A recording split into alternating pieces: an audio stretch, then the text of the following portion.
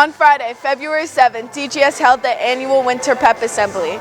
The assembly highlights multiple clubs, sports, and activities that staff members and students can participate in order to win the Spirit Jug. Student Activity Director Jennifer Martinez explained the setup process and what exactly goes into everything, ensuring that the assembly runs smoothly.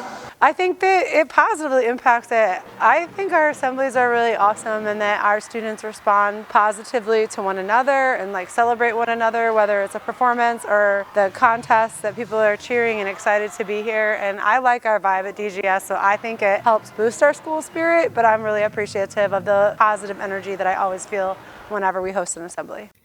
Senior Laura Manelis is a co-captain of the Phillies dance team and spoke on how the team prepares for the assembly and how she believes it allows the student groups to be showcased and promote school spirit. I think the School Spirit Assembly is great because it is an overall celebration of our school's just diversity.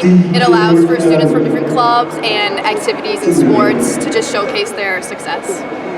The Winter Pep Assembly allows the DGS school community to come together with students and staff. With the Downers Grove Blueprint News Network, this is Eleanor Losnicka.